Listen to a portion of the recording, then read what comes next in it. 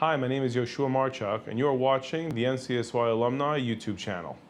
This week's Parshat, Parshat Vayeshev, the story that begins with the dreamer of all dreamers, the man with the cool colored coat. Yosef, such a powerful story that even Broadway made a musical out of it. Joseph and the amazing Technicolor Dreamcoats. When Yosef goes out to the fields to meet up with his brothers planned his demise. They planned to kill him on the spot.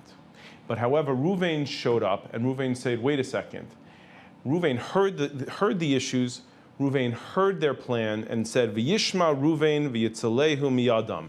Reuven heard the plans of his brothers, and he saved them from his hands. What did he do? He went ahead and he diverted them from getting him. He put him off to the side. Reuven's actions of sparing Yosef's life was so critical, because if Yosef would have died at that point, he never would have made it to Mitzrayim, he never would have made it to Egypt, and the Jewish people would never have made it to Egypt as well. And that's going to show critical to the future of the existence of the Jewish people and the world entirely. We see that Rav Yitzchak taught the following concept, that if Reuven would have realized that his actions, his mere actions of saying, let's save him, let's throw him into a pit instead of letting him be killed, if he would have realized that those actions of sparing Yosef's life would go ahead and be recorded in the Torah for all eternity, he would have taken a different approach altogether. He would have taken Yosef and put him on his shoulders and ran him back to his father, but he didn't realize that just his mere act was going to save his life, that was so critical and important. Because the following thing is asked by Rav Levi. Rav Levi asked the following question, that we know that certain actions, certain mitzvot that were done in the time of the Chumash, the time of the Torah, the time of the Nevi'im, they were done and recorded for all eternity. But Rav Levi asked the following question, in today's day and age, who is recording our acts? Who is recording the mitzvot that we do? The answer he brings is the following. The Melech HaMashiach and Eliyahu Navi. They are the ones that are recording the acts of each and every Jew. And who signs off on it? That is Hashem himself. Because if Reuven would have went ahead and taken Yosef and put him on his shoulders and ran him back to his father, not only would Reuven have stayed in his father's home in Canaan, in Eretz Yisrael, in Israel, and never made it to Mitzrayim, but then what would have happened is the famine would have taken place and the entire world would have been destroyed.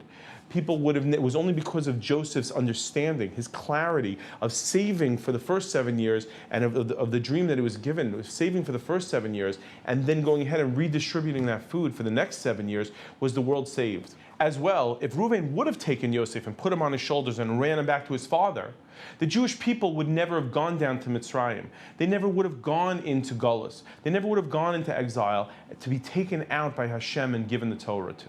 So the fact is that just the way that Reuven approached the situation, just by the mere fact that Reuven went ahead and stopped Yosef from being killed, but didn't bring him back to his father, was so critical to the landscape of the whole way the Jewish history ended up playing out. So in response to Rav Levi's question of who is recording what is going on, who is recording the mitzvot that we do today's day and age of Eliyahu Navi and the Melech HaMashiach, what he's trying to say to us is the following, is that no, these major stories that have happened, the saving of the whole world from a famine is not going to occur nowadays and be brought down from one single act. But we know what Rav Levi is saying to us is that what we know is that every act of every Jew is going to bring Eliyahu Navi and the Melech Mashiach back. We don't know which mitzvah it's going to be that's going to bring the Mashiach to us. We don't know which mitzvah it's going to bring that's going to bring us the ultimate geula, the ultimate redemption.